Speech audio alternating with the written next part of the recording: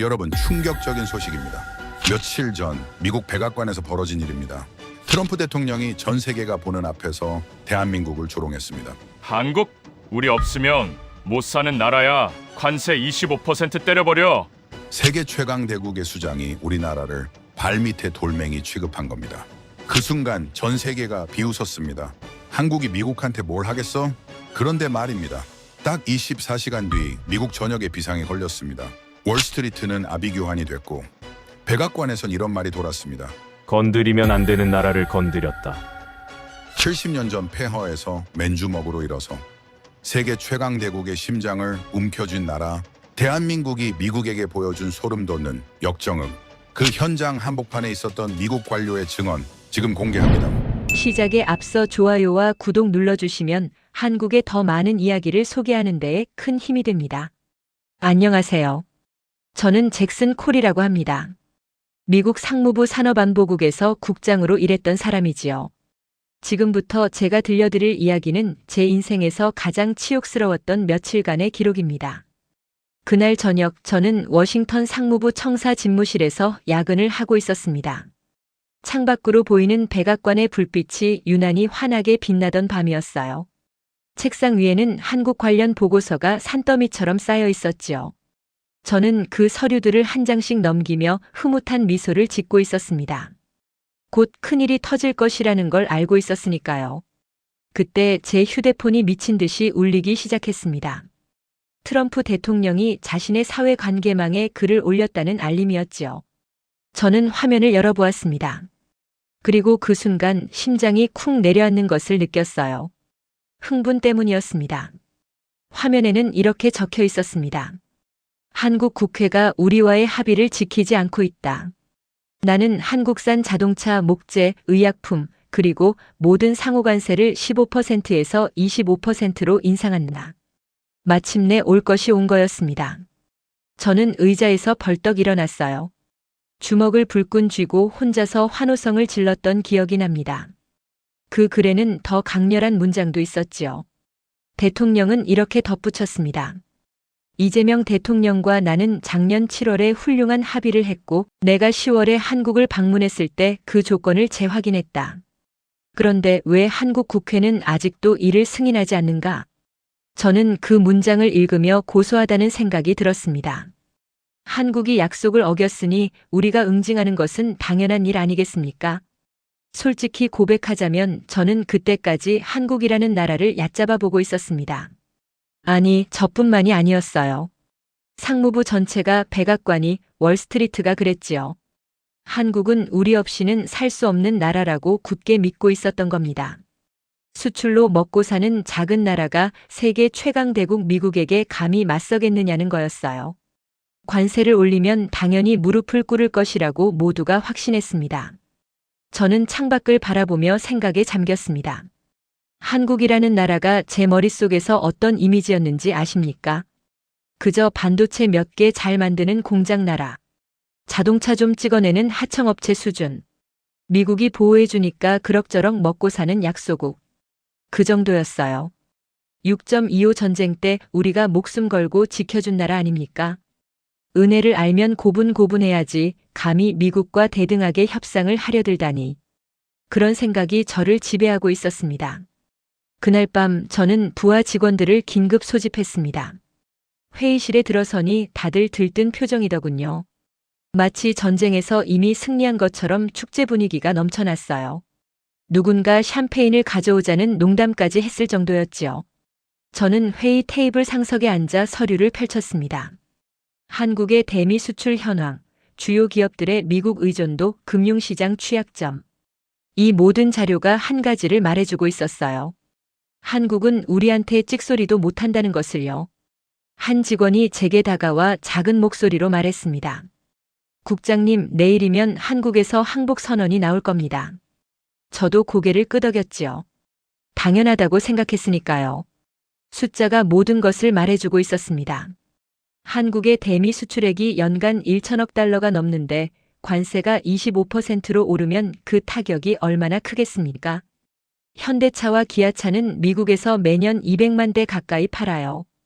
관세 폭탄을 맞으면 가격 경쟁력이 완전히 무너질 터였지요. 우리는 그날 밤늦게까지 한국이 굴복한 이후의 시나리오를 짜느라 바빴습니다. 얼마나 더 많은 것을 요구할 수 있을지 계산하고 있었어요. 삼성과 SK의 미국 투자를 2배로 늘리게 만들자는 의견도 나왔고 아예 텍사스 공장 지분을 뺏어오자는 과격한 주장까지 터져나왔습니다. 저는 그 이야기를 들으며 흐뭇하게 웃었어요. 한국 기업들이 지난 몇 년간 미국에 쏟아부은 투자가 수십조 원이 넘는다는 걸 알고 있었거든요. 그 돈이 이미 우리 땅에 박혀 있으니 한국으로서는 빠져나갈 수가 없는 거였지요. 발이 묶인 사냥감이나 다름없었습니다. 회의가 끝나갈 무렵 누군가 질문을 던졌습니다. 혹시 한국이 반격하면 어쩌죠? 회의실에 웃음이 터져 나왔어요. 저도 피식 웃으며 대답했지요. 반격? 뭘로? 김치로 우리를 공격하기라도 하겠나? 다들 박장대소를 했습니다. 한국이 미국에 대항할 카드가 있다는 생각 자체를 하지 못했던 거예요. 우리는 그렇게 밤새 킬킬거리며 웃었습니다.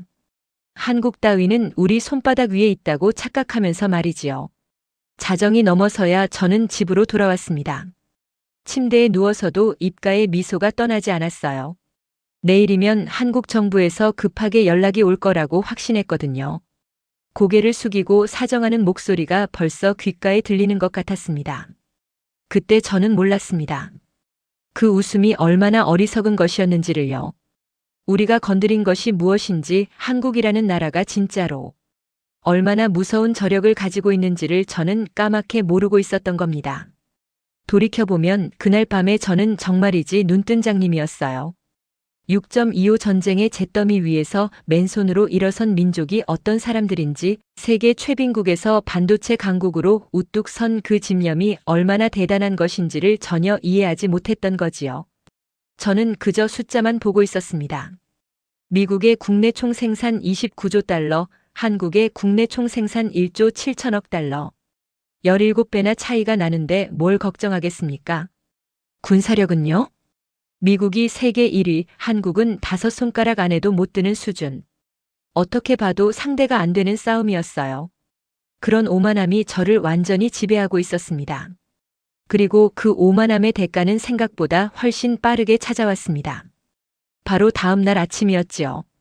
제 인생에서 가장 길고 끔찍했던 하루가 시작된 것은 눈을 떴을 때만 해도 저는 여전히 승리자의 기분에 젖어 있었습니다. 오늘 한국이 어떤 굴욕적인 화답을 내놓을지 기대하면서 출근 준비를 했어요. 그런데 휴대폰을 확인하는 순간 뭔가 이상하다는 느낌이 들었습니다. 한국 정부의 반응이 제 예상과 완전히 달랐거든요. 그들은 고개를 숙이기는커녕 이렇게 발표했습니다. 미국 측으로부터 공식적인 외교 채널을 통한 통보를 받은 바 없다. 저는 그 기사를 보며 코웃음을 쳤습니다. 허세를 부리는 거라고 생각했어요. 속으로는 벌벌 떨면서 겉으로만 강한 척하는 거라고 단정지었지요. 하지만 그게 아니었습니다. 그 차분함의 정체가 무엇이었는지 저는 몇 시간 뒤에야 뼈저리게 깨닫게 됩니다. 출근길 차 안에서 저는 계속 뉴스를 확인했습니다.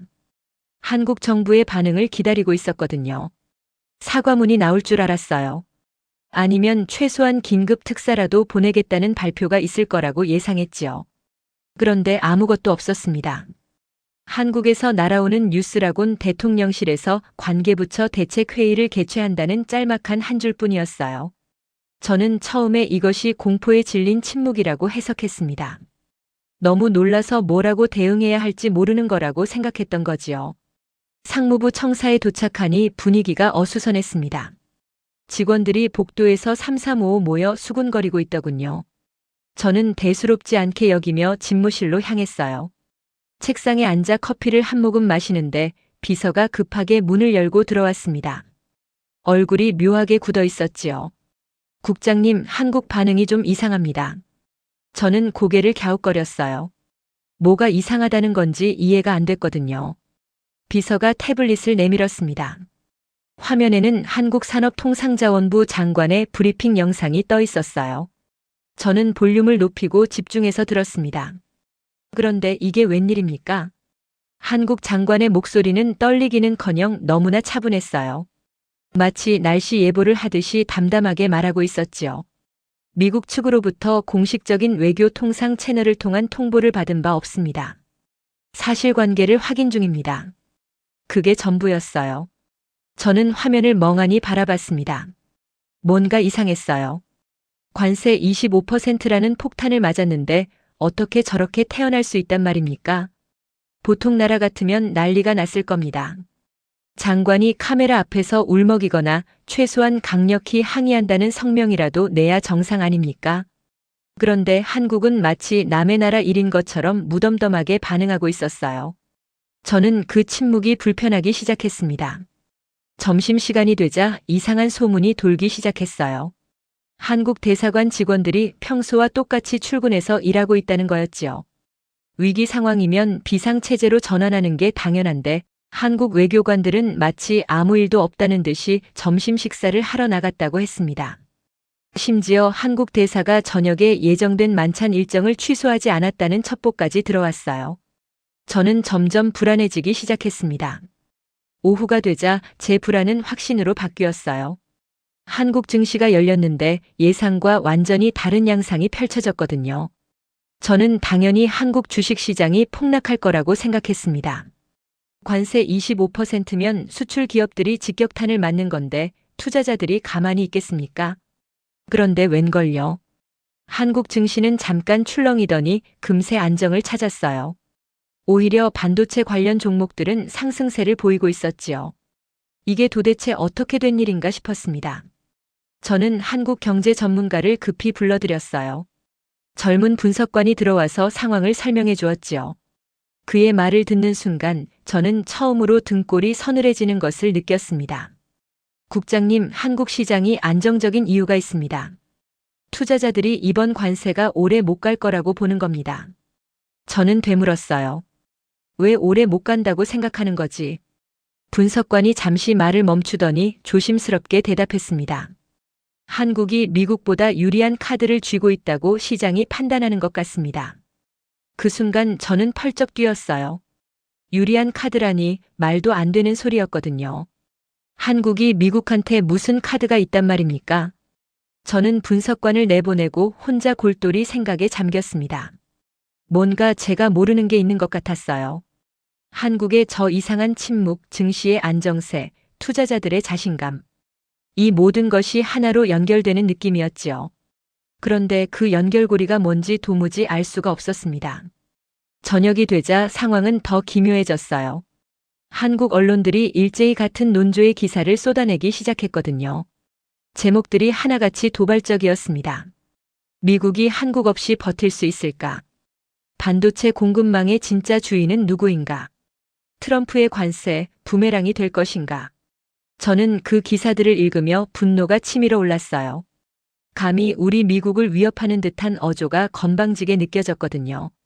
하지만 한편으로는 묘한 두려움도 스멀스멀 올라왔습니다. 한국이 저렇게 배짱을 부리는 데는 뭔가 이유가 있을 거라는 생각이 들었어요. 허세만으로 세계 최강대국 앞에서 저렇게 당당할 수는 없는 법이니까요. 저는 밤늦게까지 사무실에 남아 한국 관련 자료를 뒤지기 시작했습니다.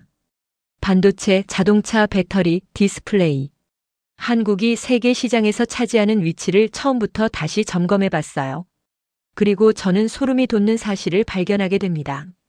제가 그동안 얼마나 무지했는지, 우리가 얼마나 큰 실수를 저질렀는지를 깨닫게 된 것은 바로 그날 밤이었어요. 자정을 넘긴 시각, 텅 빈 사무실에서 혼자 모니터를 들여다보던 저는 떨리는 손으로 전화기를 들었습니다. 백악관에 긴급 보고를 해야 했거든요. 하지만 이미 늦었어요. 다음 날 아침 그 전화보다 훨씬 더 급박한 전화들이 먼저 걸려오게 됩니다. 그 다음 날 새벽 저는 요란한 전화벨 소리에 잠에서 깨어났습니다. 화면을 보니 백악관 비서실이었어요. 새벽 5시에 걸려온 전화라면 보통 일이 아니라는 뜻이지요. 저는 급히 전화를 받았습니다.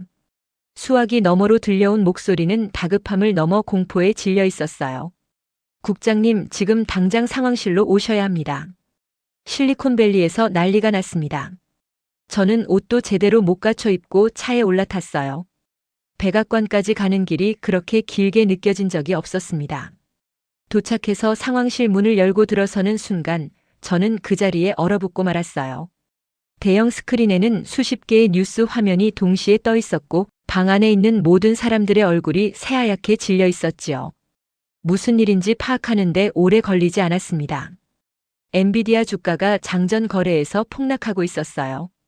10%, 12% 수치가 계속 떨어지고 있었지요. 그런데 문제는 엔비디아만이 아니었어요.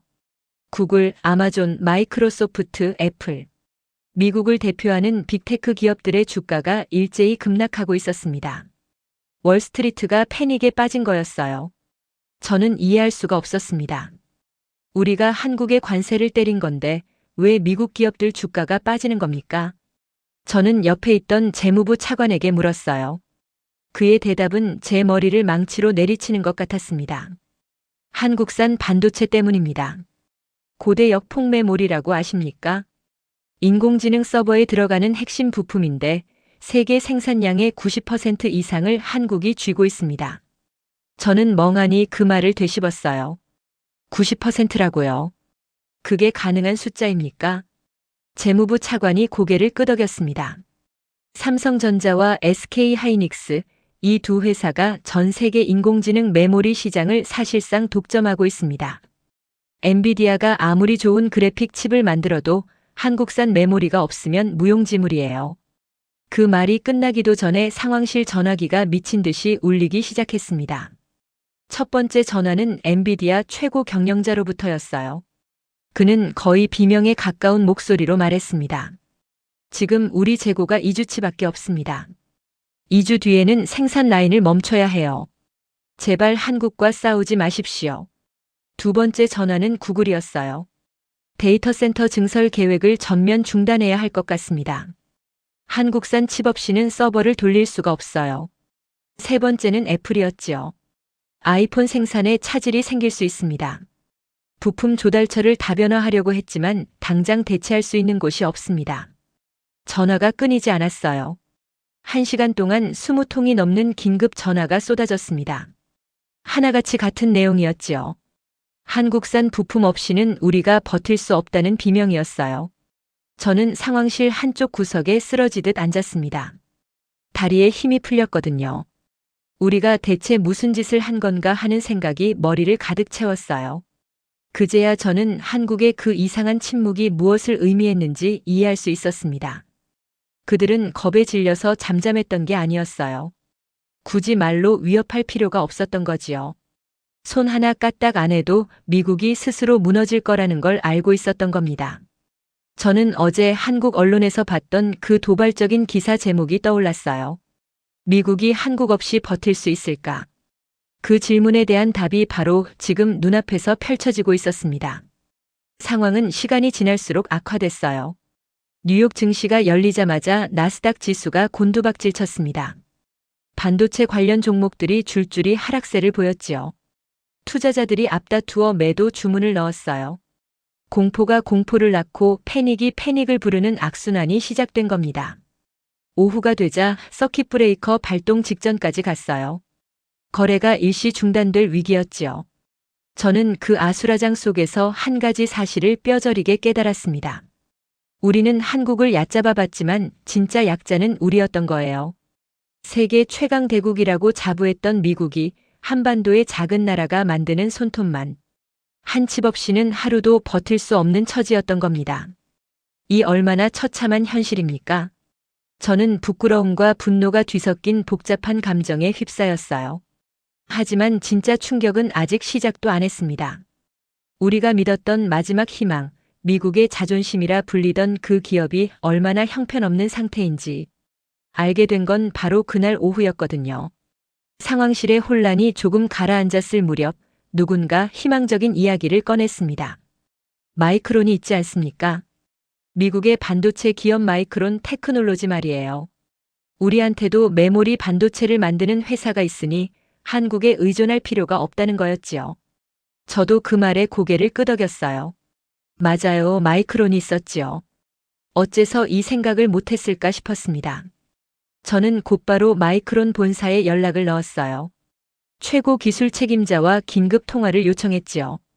전화가 연결되기까지 몇 분의 시간이 걸렸는데 그 사이에 저는 마음을 다잡았습니다. 마이크론의 물량을 늘려달라고 하면 된다. 우리 땅에 있는 우리 기업이 해결해 줄 거라고 스스로를 위로했어요. 그런데 전화가 연결되자마자 제 희망은 산산조각이 났습니다. 수화기 너머로 들려온 소리는 기계 돌아가는 소음이 아니었어요. 사람들이 고함을 지르고 무언가 부서지는 듯한 아수라장의 소리였지요. 저는 깜짝 놀라 물었습니다. 지금 무슨 일입니까? 최고 기술 책임자의 목소리는 텅 빈 사람처럼 힘이 없었어요. 국장님, 가동률을 올리고 말고 할 게 없습니다. 지금 라인이 섰어요. 저는 귀를 의심했습니다. 라인이 섰다니요. 마이크론은 최첨단 장비를 갖추고 있는 세계적인 반도체 기업 아닙니까? 네덜란드에서 들여온 수조 원짜리 노광 장비도 있고 한국 삼성 평택 공장과 똑같은 설비를 갖추고 있다고 들었어요. 그런데 라인이 섰다니 이게 무슨 소리입니까? 저는 다그치듯 물었지요. 그의 설명을 들은 순간 저는 머리를 세게 얻어맞은 것 같았습니다. 장비는 똑같습니다. 재료도 똑같고 설계도도 있어요. 그런데 칩이 안 나옵니다. 저는 이해가 되지 않았어요. 똑같은 장비로 똑같은 걸 만드는데 왜 칩이 안 나옵니까? 그가 깊은 한숨을 내쉬더니 대답했지요. 얼마 전에 한국 엔지니어 300명이 짐 싸서 나갔습니다. 비자 문제로 압박하니까 그냥 떠나버렸어요. 그 사람들이 나간 뒤로 우리 수율이 바닥을 쳤습니다. 수율이라는 건 생산 효율을 말하는 거예요. 반도체를 100개 만들면 그 중에 몇 개가 제대로 작동하는지를 나타내는 수치지요. 저는 물었습니다. 지금 수율이 얼마입니까? 그의 대답은 저를 절망에 빠뜨렸어요. 12%입니다. 100개 만들면 88개가 불량품이라는 뜻이었지요. 그걸로는 아무것도 할 수 없습니다. 고객사에 납품했다가는 서버가 다 타버려요. 저는 믿을 수가 없었습니다.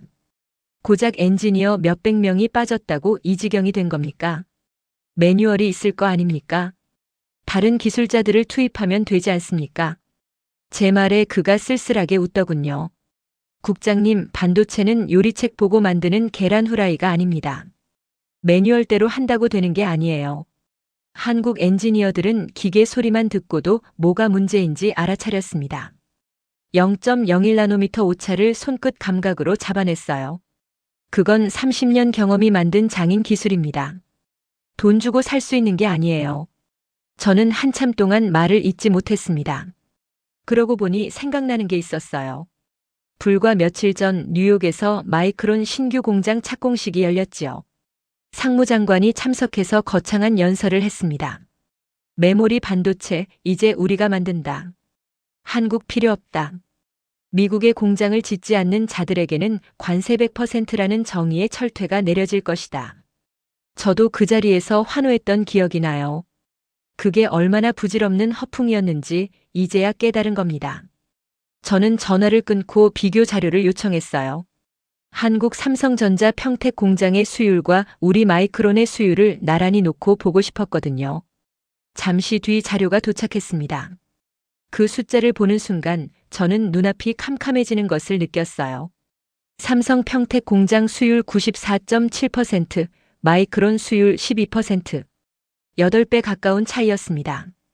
같은 장비를 쓰고 같은 재료를 쓰고 같은 설계도를 보는데 어떻게 이렇게 차이가 날 수 있단 말입니까? 저는 머리를 감싸쥐었어요. 우리가 가진 건 기계뿐이었구나 하는 자괴감이 밀려왔습니다. 한국이 가진 건 기계가 아니었어요. 수십 년간 축적된 기술, 피와 땀으로 쌓아올린 노하우, 기계가 알려주지 않는 수만 가지 비밀을 체득한 장인들. 그것이 진짜 힘이었던 겁니다. 저는 그날 처음으로 인정하게 됐어요.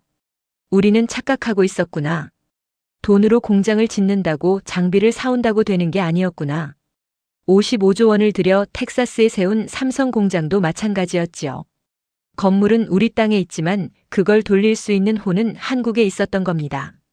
한국 엔지니어들이 떠난 텍사스 공장의 수율도 처참했어요. 8%. 그 거대한 공장이 그저 텅 빈 콘크리트 덩어리로 전락해버린 거였지요. 반도체 문제로 정신이 없는 와중에 또 다른 폭탄이 터졌습니다. 이번엔 자동차 쪽이었어요. 관세 25%의 가장 직접적인 타격을 받는 분야였지요. 저는 당연히 현대차와 기아차가 곤경에 빠질 거라고 예상했습니다. 미국 시장에서 살아남으려면 결국 가격을 낮춰야 할 테고 그러면 수익성이 악화되겠지요. 한국 자동차 기업들이 울며 겨자 먹기로 손해를 감수할 거라고 생각했어요. 그런데 상황은 완전히 반대로 흘러갔습니다. 비명을 지른 건 한국이 아니라 미국이었어요. 그것도 다름 아닌 미국 자동차 딜러들이었지요. 전국 자동차 딜러 협회에서 긴급 성명이 발표됐습니다. 백악관에 대한 공개 항의였어요. 저는 그 성명서를 읽으며 눈을 의심했습니다. 성명서의 내용은 이랬어요. 현대와 기아 없이는 우리 딜러들이 생존할 수 없다. 관세 인상을 즉각 철회하라. 저는 처음에 이해가 안 됐습니다. 미국 딜러들이 왜 한국차 걱정을 합니까? 포드나 쉐보레를 팔면 되지 않습니까? 그런데 자료를 들여다보니 사정이 복잡했어요. 미국 자동차 시장에서 현대와 기아가 차지하는 비중이 어마어마했습니다. 2025년 기준으로 두 회사 합쳐서 연간 170만 대 이상을 팔았어요. 미국에서 판매되는 자동차 10대 중 한 대가 한국차라는 뜻이지요. 그런데 더 중요한 건 이익률이었습니다. 한국차는 품질이 좋아서 수리비가 적게 들고 디자인이 세련되어 잘 팔리고 무엇보다 마진이 높았어요. 딜러들 입장에서는 효자 상품이었던 거지요. 조지아주에서 들려온 소식은 더 심각했습니다. 현대차 미국 공장이 있는 사바나 지역이 발칵 뒤집혔어요. 그 공장 하나에 매달린 일자리가 3만 개가 넘었거든요. 공장 직원만이 아닙니다. 부품 납품업체, 물류회사, 식당, 상점까지 모두 합치면 지역 경제 전체가 현대차에 의존하고 있었지요. 관세가 올라서 현대차가 미국 생산을 줄이기라도 하면 그 지역은 고스란히 죽게 생긴 겁니다. 주지사가 직접 백악관에 전화를 걸었다고 해요. 지역 경제가 무너지게 생겼으니 제발 재고해달라고 사정했다더군요. 연방 상원 의원들도 나섰습니다. 여당 의원들조차 이건 아니지 않느냐며 반발하기 시작했어요. 대통령 지지율이 심상치 않게 흔들렸지요. 저는 그때 깨달았습니다. 한국 기업들이 미국에 공장을 짓고 일자리를 만든 게 우리를 위한 게 아니었다는 거리요. 그건 일종의 보험이었어요. 미국 정부가 함부로 건드리지 못하도록 수만 명의 미국인 일자리를 인질로 잡아둔 거였지요.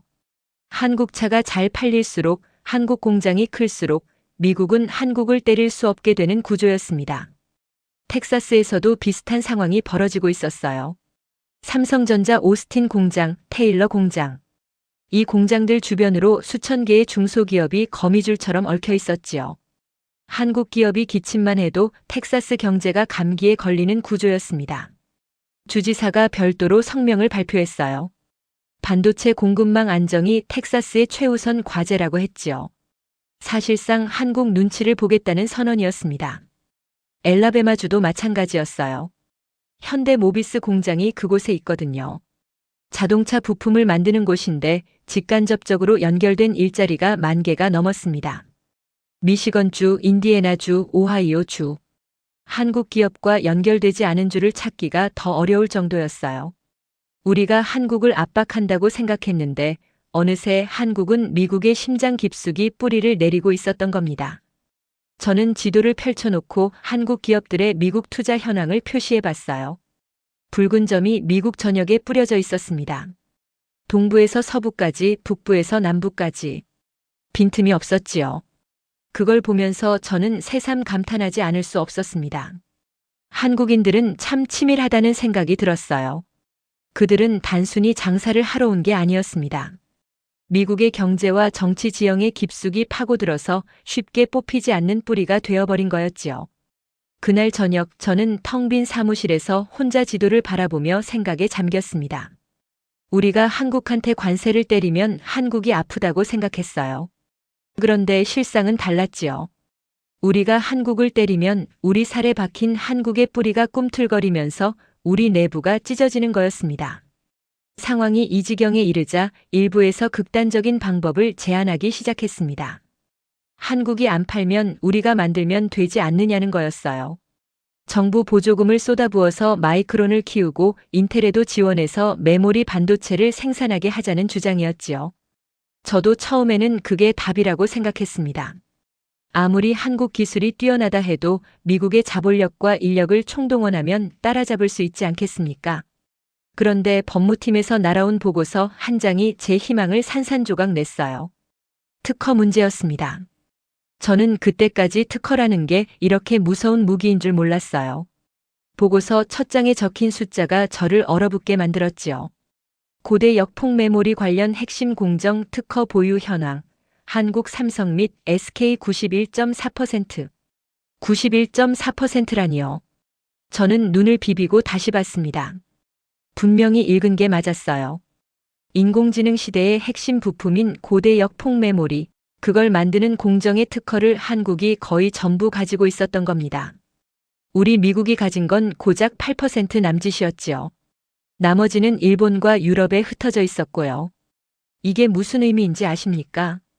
우리가 억지로 고대역 폭메모리를 만들려고 하면 만드는 순간마다 한국의 특허를 침해하게 된다는 뜻이에요. 칩 하나 찍어낼 때마다 한국에 로열티를 내야 합니다. 그것도 한두 푼이 아니에요. 계산을 해보니까 우리가 칩을 $100에 팔면 그중 $40 이상을 한국에 갖다 바쳐야 하더군요. 법무팀장이 설명을 덧붙였습니다. 한국이 정말 마음먹고 나오면 우리 반도체 생산 라인 전체에 특허 소송을 걸 수 있습니다. 그럼 공장 가동 자체가 멈춰요. 국제무역기구에 제소하면 우리가 질 가능성이 높습니다. 한국 특허가 워낙 촘촘하게 깔려 있거든요. 저는 머리가 지끈거렸습니다. 관세 25%를 때렸더니 한국은 특허 로열티 40%로 되받아칠 수 있다는 얘기였어요. 우리가 이기는 게 아니라 오히려 더 크게 지는 구조였지요. 장관에게 이 사실을 보고하러 갔더니 그 양반 얼굴이 새파랗게 질리더군요.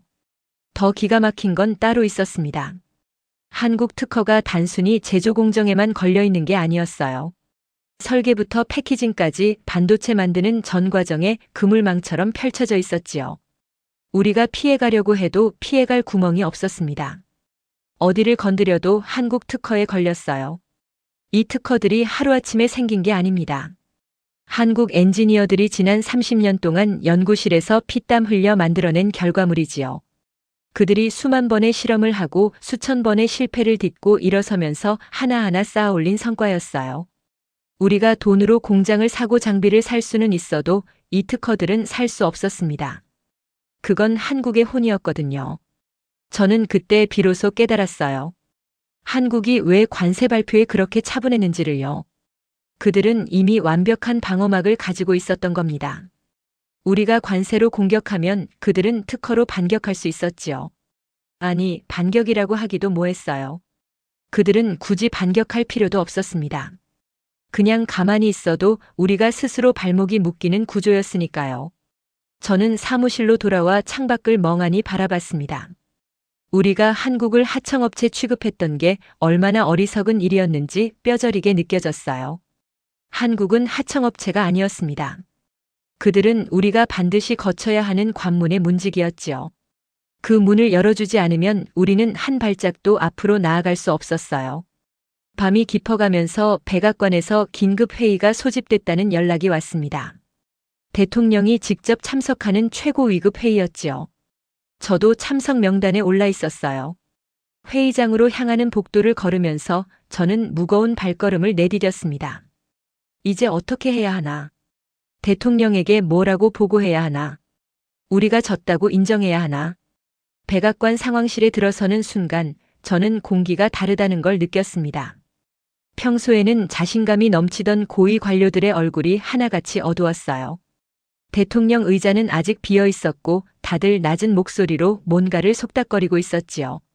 저는 구석 자리에 앉아 회의가 시작되기를 기다렸습니다. 잠시 뒤 대통령이 들어왔어요. 그런데 표정이 영 좋지 않았습니다. 평소의 호기로운 모습은 온데간데 없고 이마에 깊은 주름이 패여 있더군요. 대통령이 자리에 앉자마자 입을 열었습니다. 지금 상황을 보고받았다. 월스트리트가 난리라던데. 재무장관이 끄덕이며 대답했지요. 오늘 하루만 나스닥이 4% 빠졌습니다. 시가총액으로 치면 1조 달러가 증발한 겁니다. 1조 달러. 우리 돈으로 1,400조 원이 넘는 금액이에요. 하루 만에 그 돈이 공중으로 사라졌다는 뜻이지요. 저는 그 숫자를 듣고 다리에 힘이 풀리는 걸 느꼈습니다. 대통령의 얼굴이 더 굳어졌어요. 한국은 뭐라는데? 국무장관이 고개를 숙이며 대답했습니다. 공식 반응이 없습니다. 대사관에 연락해도 정중하게 거절만 하고 있습니다. 회의실에 침묵이 흘렀어요. 대통령이 탁자를 주먹으로 내리쳤습니다. 내가 관세 올리겠다고 했더니 지들이 뭐가 그리 당당한 거야. 저는 고개를 들어 대통령을 바라봤어요. 그 눈빛에서 분노 뒤에 숨은 두려움이 보였습니다. 그도 이제 알아차린 거지요. 우리가 엄청난 실수를 저질렀다는 걸요. 상무장관이 조심스럽게 입을 열었습니다. 대통령님, 솔직히 말씀드리겠습니다. 한국산 반도체 없이는 우리 인공지능 산업이 멈춥니다.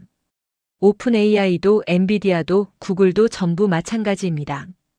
2주 뒤면 데이터 센터들이 셧다운 위기에 처합니다. 대통령의 얼굴이 불그락푸르락해졌어요. 마이크론은 뭐 하는 거야? 우리 기업이 있잖아. 저는 마른 침을 삼켰습니다. 이건 제가 보고해야 할 내용이었거든요.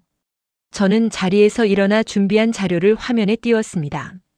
대통령님, 마이크론의 현재 수율은 12%입니다. 한국 삼성은 94%입니다. 우리 기술로는 당장 대체가 불가능합니다. 회의실이 술렁였어요. 한 참모가 물었습니다. 왜 그렇게 차이가 나는 겁니까? 같은 장비를 쓰는 거 아닙니까? 저는 씁쓸한 표정으로 대답했지요. 장비는 같지만 운용 기술이 다릅니다. 30년간 축적된 노하우의 차이입니다. 우리가 하루아침에 따라잡을 수 있는 게 아닙니다. 대통령이 한참 동안 말이 없더니 물었습니다. 그럼 어떻게 해야 해? 답이 없어. 그냥 당하고 있으라는 거야. 아무도 대답하지 못했어요. 모두가 고개를 숙이고 있었습니다. 그때 국가안보보좌관이 낮은 목소리로 말했지요. 협상해야 합니다. 저도 모르게 고개가 끄덕여졌어요. 그게 유일한 답이었거든요. 하지만 대통령은 쉽게 수긍하지 않았습니다. 내가 먼저 손 내밀란 말이야. 그건 안 돼. 내가 져 보인다고. 그 말에 회의실이 다시 침묵에 빠졌어요. 대통령의 자존심과 국가 경제가 저울 위에서 흔들리고 있었지요. 저는 조용히 대통령을 바라봤습니다. 지금 이 순간에도 월스트리트에서는 돈이 증발하고 있었어요. 실리콘밸리에서는 비명이 터져 나오고 있었고요. 그런데 대통령은 체면을 걱정하고 있었습니다. 회의가 끝나갈 무렵 뜻밖의 소식이 전해졌습니다. 한국 측에서 먼저 연락이 왔다는 거였어요. 외교 채널을 통해 대화 의사가 있다는 메시지를 보내왔다고 했지요. 저는 깜짝 놀랐습니다. 우리가 이 지경인데 한국이 먼저 손을 내민 겁니까? 대통령도 의아한 표정을 지었어요. 나중에 알게 된 사실이지만 한국은 처음부터 전면전을 원하지 않았다고 해요. 그들의 목표는 미국을 굴복시키는 게 아니라 공정한 파트너로 인정받는 거였지요. 관세 폭탄에도 차분하게 대응한 건 자신감의 표현이기도 했지만 상황을 악화시키지 않으려는 배려이기도 했던 겁니다. 그 여유 있는 품격이 오히려 저를 더 부끄럽게 만들었어요. 회의가 파한 뒤 저는 혼자 상황실에 남았습니다. 텅 빈 회의실에서 창밖을 바라보며 생각에 잠겼지요. 우리는 한국을 얕잡아 봤어요. 작은 나라, 우리 덕에 먹고 사는 나라라고 무시했지요. 그런데 뚜껑을 열어보니 상황은 정반대였습니다. 우리가 한국 없이는 하루도 버틸 수 없는 처지였던 거예요. 저는 그날 밤 많은 것을 깨달았습니다. 진짜 강한 나라는 큰 소리치는 나라가 아니라는 걸요. 조용히 실력을 쌓고 묵묵히 기술을 연마하고 남들이 알아주지 않아도 묵묵히 자기 길을 가는 나라. 그런 나라가 결국 세상을 움직이는 거였습니다. 한국이 바로 그런 나라였어요. 그로부터 며칠이 지났습니다. 양국 사이에 물밑 협상이 시작됐다는 소문이 돌았어요. 구체적인 내용은 알 수 없었지만 분위기가 조금씩 바뀌고 있다는 건 느낄 수 있었지요.